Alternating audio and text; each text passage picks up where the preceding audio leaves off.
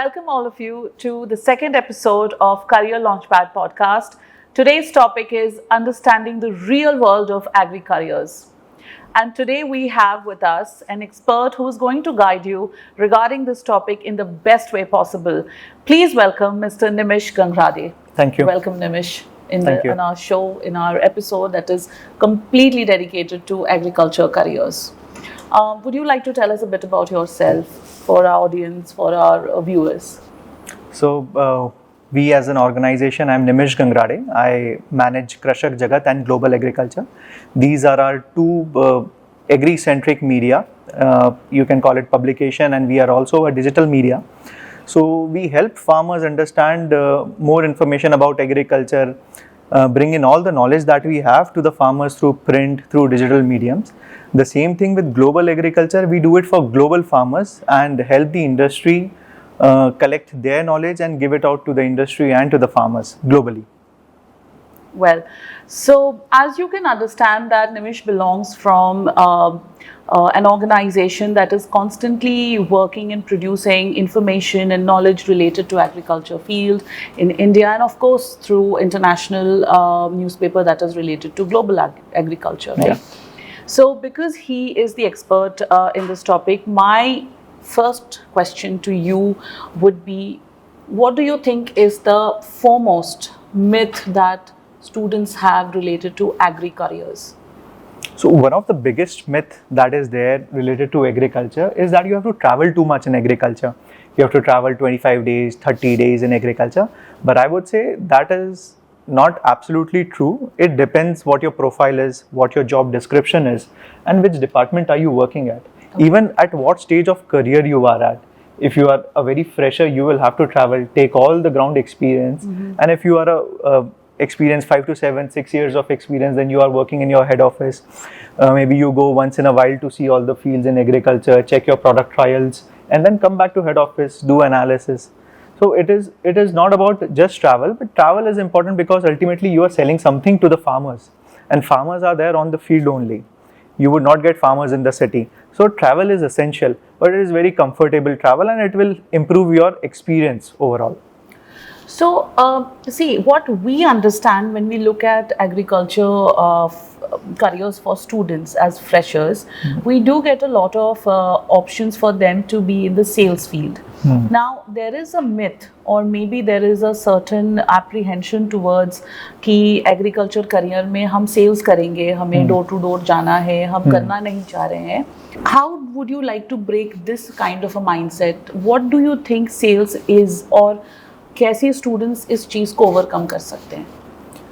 In agriculture, sales does not happen door to door. Okay. First of all, see, there is a complete different chain that happens. So, for example, there is a manufacturer who is manufacturing an agrochemical or a seed. Okay. Now the seed comes from the facility of the manufacturer to the distributor. Okay. There is a distributor in a district. There might be multiple distributors in a district, and from the that distributor, the material goes to the retailer. Now what happens? The retailer is the one who is selling to the farmers. But how will a farmer get to know that I have a product that I can buy from a retailer? So the territory manager, who is the lowest most rung in the whole industry, helps to generate the information that, okay, this is a product, reach out to the farmers. He has again a big team that reaches out to the farmers.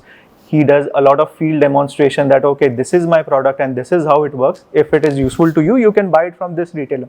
So it is a total different value chain that operates in the agriculture sector. It is not a door-to-door business. Okay. So we can ultimately understand that as a fresher in agriculture field, it is important. Equally, it is interesting for the students to take up these roles so that it shapes up their knowledge and expertise while they are developing themselves in this Absolutely. field. So, for example, you become a territory manager today for any company who is working in agri input. So you are managing a business. Understand it like this. You have to manage when the material will arrive in your territory. You have to manage when the material will be sold in your territory. You have to manage your profits.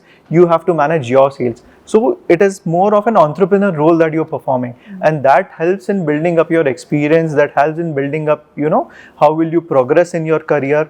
And at the same time, don't hold yourself from going into a sales job, because once you grow into your career, this is the most valuable experience you will have. Great. Now that we are talking about careers, and that brings me to my next question. How do you think a student who is in the agriculture program should prepare themselves for careers in this field? So we should understand what the industry is looking for, first of all. And you should also understand what is your entry point in the industry. For example, if you are a graduate, the company assumes that you would understand what kind of crops are grown in the field. For example, you should understand, if I have to plant a soya bean field today, you should know the complete package of practice for soya beans, what kind of seed would go, what kind of agrochemical should go in the soya bean, what kind of fertilizer dosage will go, when is the crop harvested. The company assumes that you would know about paddy, you would know about soya bean, you would know about maize, you would know about cotton. This is what the company expects. So this is one of the entry points after graduation. So if you are done with your graduation, you think that, okay, now it's the time to do an MBA. Now this is the second entry point in the industry for you. Now the company expects that, okay, you know data analysis, you know data interpretation. Now you also understand how to manage people. So they will hire you at a senior position. It can be a crop manager role, it can be a product manager role, where you are not on the field. You would spend about 6 months on the field, then you will go back to the head office. That is where you do all the work of, managing a business or managing a product or a category of product. The third entry point is you do your PhD and then you enter into agriculture field. That is the point. The company expects that you would understand the rules and the regulations of the business, the technicalities of the business. So overall, if you see, you have to understand what is your entry point and offer the company those kind of attributes once you are facing any kind of interview. That is how it works. Okay. So how do you see a student who is preparing today in coming next 5 to 10 years related to what kind of future trends that they should be prepared for? ऐसे कौन सी skills हैं या फिर ऐसी कौन सी activities हैं जो शायद से एक बच्चे को इस field में prepare करना चाहिए coming 5-10 साल के हिसाब से? Okay, so because we are talking about the students going into the industry, we also understand how the companies are adapting to the new technologies. It is very important. So now everything has become technology driven. Companies collect a lot of data points. When is the product being sold? What kind of product is being sold? At what point of time it is being sold in the season? So now the students have to learn how to use data and make decisions on it. So data interpretation is one of the biggest thing that every student should know, how to analyze data, how to understand data and take the right decisions based on data. So one of the top skills that every student should understand is data interpretation. It is the most key skill that any student who is planning to enter any industry, not just agriculture, should understand data interpretation. Because once you enter, you will be given a lot of data and you have to take every call based on data. So that is one of the biggest skill. Second skill is communication. You go on the field, you have to communicate with a farmer, that will be in Hindi. You are speaking to someone in the head office, that will be in English. So two major languages you should have a very good hold on to. So I think when we are looking at communication in agriculture field, I think the language that we are using to communicate, it is more about connecting with the stakeholder that with whom we are interacting. For example, एक बच्चा अगर field में जा रहा है and they are working with the farmers, they are trying to understand their mindset. वो connectivity and relationship building is more important, which is a core part of communication. This is something which a student should also focus while they are preparing. Now, I mean, I'll just continue along the lines that you were talking about technology. How do you think AIs and drones are integrated well within this field? So in the last 5-7 years, a lot of change has happened. Now the farmers who are aspirational farmers and who have, who are capable of using technologies have gone into use of drones. They are doing automated drip irrigation systems, they are using automated fertigation systems, they are using high-end tractor systems as well. So technology has come in a big way, but in selected geographies for sure, and where the land holding is very high. For example, Punjab farmers, they are using every kind of possible technology that they can use. कभी labour नहीं मिलता है तो they have to automate everything, तो harvesting is also automated. You have to irrigate the field very early in the morning. 4 बजे आपको पानी छोड़ना है या 5 बजे आपको पानी देना है, तो that those irrigation systems have also been automated. Planting system has also been operated with the tractors and the mechanization seed planters. So everything is being automated, but वो बहुत marginal scale पे है अभी. Majority of the farmers in India are using tractors as the basic necessity. That is the technology that they are using, but it will grow. Eventually, it will grow. Use of drones. The government is promoting the use of drones very aggressively. So that is again one of the most lucrative business idea that graduates can go for. They can take a training for drone pilot, get a drone, and you can for a cost, for per acre cost, you can use these drones to spray agrochemicals. You can use these drones to spray fertilizers in a field, and you can maybe in your taluka or in your block you can set up a good business of drone spraying. Great. So I think from this part of your idea, what we are understanding is, as the viewers, the students, that this can also be one of the ways you can explore your agriculture career. Yes. And integrate technology, which is currently the buzzword, and I'm sure the future is also pretty much digital. Coming back to technology and digital, we have heard about digital agriculture, which is again a very big buzzword in today's time. Would you like to throw some light on what is digital agriculture and how it can be beneficial for our students? Okay. So digital agriculture is coming in a very big way in India. So the government are also promoting digital agriculture. So one of the key things that has changed in the last 10 years, you would have heard about a lot of direct benefit transfer schemes, जहाँ पे किसानों को पैसा उनके directly account में जाता है. तो कहीं ना कहीं एक unique ID for every farmer was missing. So the government of India has taken that initiative under the Ministry of Agriculture that every farmer should be uniquely tagged, should have a unique ID. तो जितनी भी हमारी government schemes हैं ये सब farmers को directly जानी चाहिए. और अभी तक बहुत फ्रैगमेंटेड फार्मर का डेटाबेस हमारे पास हुआ करता था. अब जो गवर्नमेंट ट्राई कर रही है कि हर फार्मर को अगर हम यूनिकली आइडेंटिफाई कर पाएंगे, हम समझ पाएंगे कि उसके पास कितनी लैंड होल्डिंग है. कुछ दिनों में हमारे पास ये डेटा आ जाएगा कि उसकी गूगल मैप पे लैंड होल्डिंग कहाँ दिखती है, उसमें क्या क्रॉप्स है, ये रियल टाइम में पता लगने लग जाएगा. तो the government will have a bigger map कि हम अपनी डिमांड फोरकास्टिंग कैसे करें, हम अपना जो फूड प्रोडक्शन है उसको मैनेज कैसे करें. अगर मेज़ का एकरेज बढ़ रहा है और हमें रिक्वायरमेंट है पैडी का, तो हम कैसे उस एरिया को डाइवर्ट करें towards paddy. So the bigger objective is to have most of the data centralised, and then based on that we can drive our production systems. Okay, so that sounds like something where students can definitely, I mean, while you were talking about PhD in agriculture, I believe a lot of students can really go for research oriented into digital agriculture, and they can start exploring. Absolutely. And work for the country. All right, so now there is a very big doubt question that comes to a lot of students' mind: government jobs or private jobs? What is their what should be their focus area? What is your take on it? In my personal opinion, I would say go for a private job. You can offer a government job as well, but the private sector will train you, will give you all the freedom to work in the field, and there are rewards, there are promotions. The promotions and the financial rewards in private sector are much more higher compared to the government. Second point, once you plan to switch, for example, if you have done a work in maybe seed company or into agrochemical company, and then you think, okay, this company is not suiting me, I need to change. You have that option to change the company immediately. There are 100 companies available within the sector, so you can shift immediately. Whereas in a government role, you will be stuck because you cannot shift from one department to another immediately.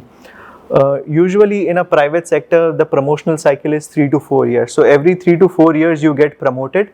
The financial incentives are very high. Specifically into sales profile, the financial incentives are sometimes 20% of your total yearly remuneration. So the financial incentive will not match what the government payroll is. So I would suggest opt for a private organization, a private industry role, and then you can decide if you want to slow down, and then if you want to slow down and cater to a very specific segment. For example, you like seed as a sector, you can go and build your career into seed segment. Or if you think you are very good in the fertilizer or the crop nutrition segment, you can go deep down and work in the fertilizer segment. So you have option to choose in private sector. My next question was kind of related to the answer that you have given currently. What do you think are the most high demand job profiles in agriculture careers for students that they should start focusing on? If you can just give them some idea. Okay. So once you start your career after graduation, the basic profile that you get is of a territory sales. Okay, you get into a role of sales manager. So what you have to do is you have to manage a district and manage all the product sales into the district. If you're entering after your post graduation, you can get into maybe a product manager or a category manager or a crop manager kind of roles. So these are some of the few roles into the agriculture sector. Now you have to understand what your calling is. If you have done your post graduation, a field role is very necessary because that will help you to shape your career in future. You will have to travel throughout the agriculture career that you have.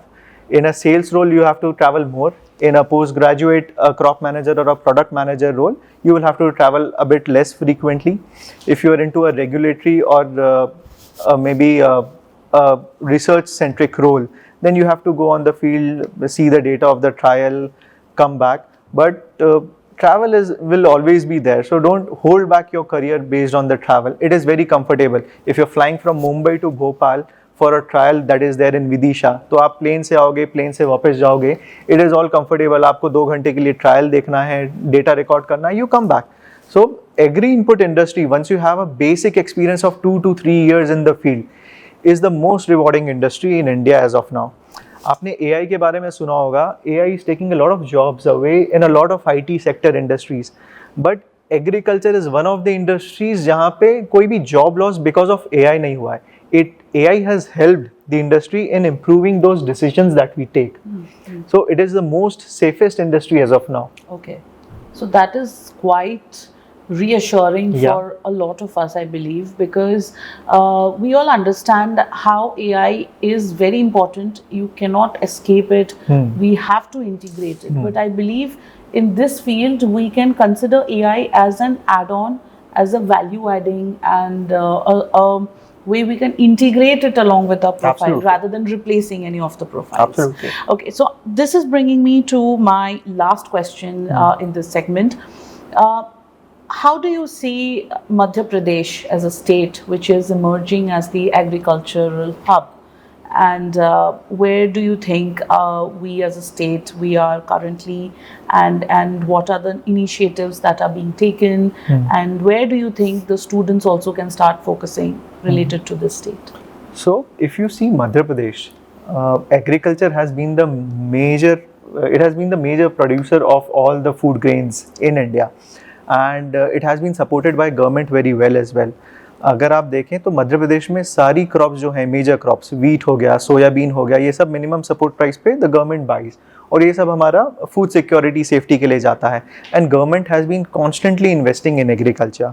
So as a job, if you plan to work in Madhya Pradesh, it is a very safe zone. Even if you plan कि मुझे कोई startup within agriculture करना है, so there are a lot of subsidies that the government is giving. There are a lot of funds and grants that local organizations and government is giving to promote these startups. So in the long run as well, आप देखो soybean का largest acreage है in Madhya Pradesh. Wheat is one of the largest crop in Madhya Pradesh. So all the crops that we have are growing, and it is the only state, UP में नहीं होता, बिहार में नहीं होता, जहाँ पे मिनिमम सपोर्ट प्राइस पे crops को खरीदा जाता है. So that assurity, the income flow to the farmer is very good. So overall if you see, the prosperity for farmer is growing in the state, and the future is also very good for Madhya Pradesh. Okay, so I believe our students can definitely consider job opportunities and careers that are related to the state, and they can obviously plan their careers accordingly. Yes.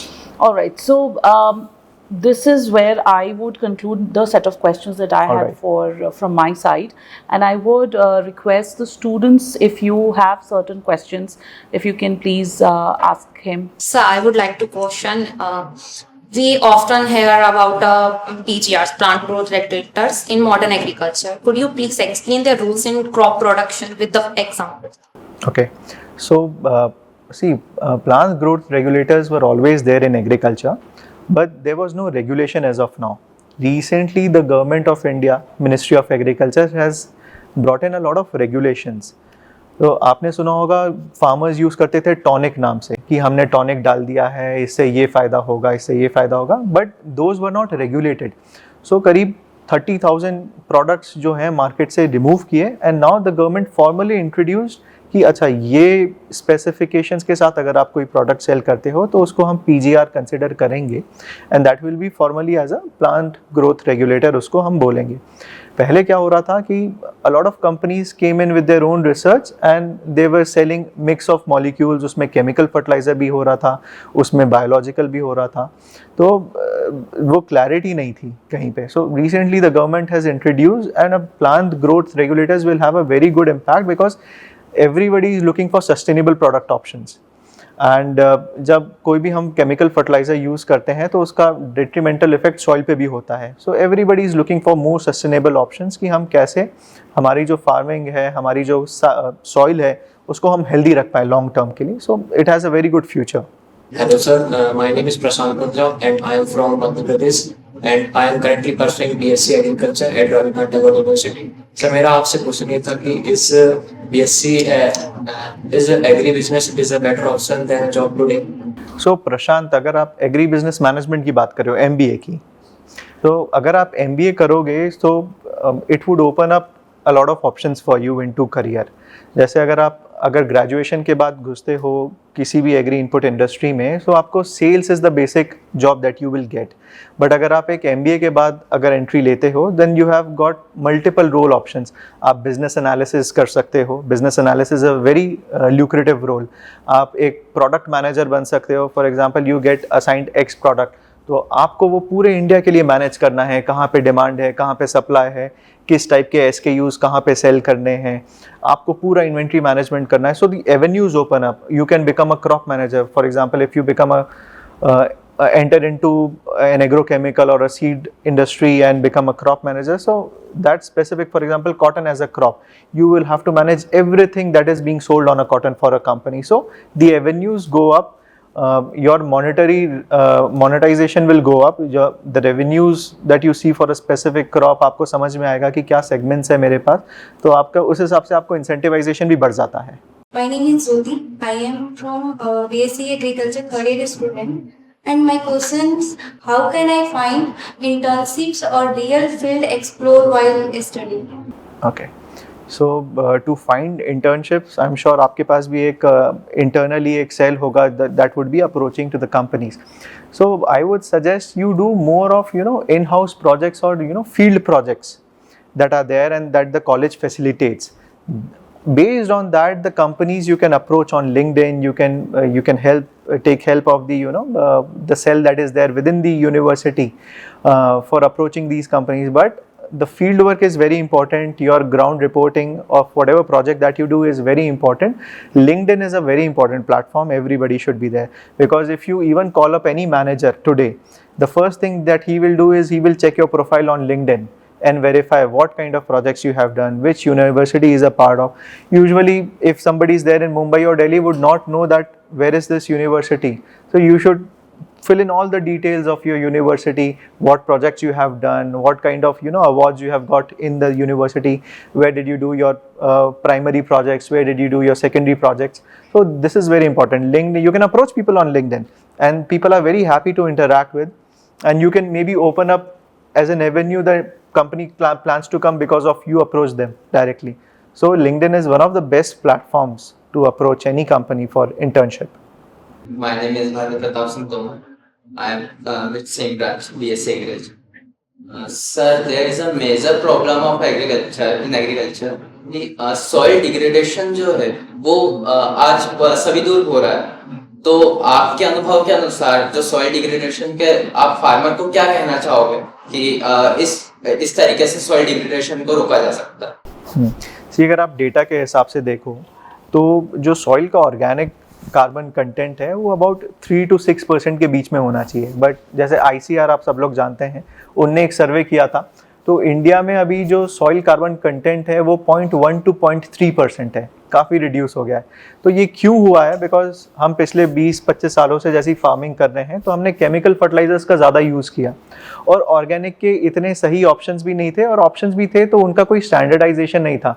आपको organic के नाम पे कई सारे लोग chemical fertilisers फिर से liquid form में दे रहे थे, तो वो गवर्नमेंट को समझ में आया और काफ़ी रूल्स एंड रेगुलेशंस आए हैं, और फार्मर को भी नॉलेज नहीं था। सो अब गवर्नमेंट का प्रायोरिटी ये है कि हम ज़्यादा से ज़्यादा नॉलेज कैसे फार्मर तक पहुँचाएँ कि आपको एक स्टैंडर्ड प्रोडक्ट यूज़ करना है। अगर आपको अपना सॉइल की हेल्थ अच्छी रखनी है, आपको केमिकल फर्टिलाइज़र पे का लोड कम रखना है, आपको कौन से सही ऑर्गेनिक फर्टिलाइजर्स जो हैं वो यूज़ करने हैं। काफ़ी सारे बायोलॉजिकल बायोस्टिमुलेंट्स भी आ गए हैं आजकल जो कि हेल्प करते हैं।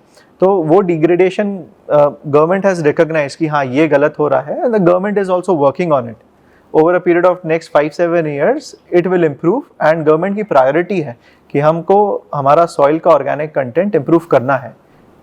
So, I'm sure all of these questions are going to help the students understand better about pursuing their internships, placements, further higher education in agriculture. And I believe a lot of new dimensions have come up while we have been talking about technology in agriculture, digital agriculture, and how AIs can be and are being utilized and integrated in agriculture. Yes. So this brings our podcast episode to an end, and we thank you for being a part of Thank you. this episode, for giving such amazing insights to our students, to our viewers. And we thank you all for attending this podcast, for listening to his expertise and his ideas about agriculture careers. I hope the questions have been answered well and you have understood it well. So we will meet you next in our next episode. Till then, see you again.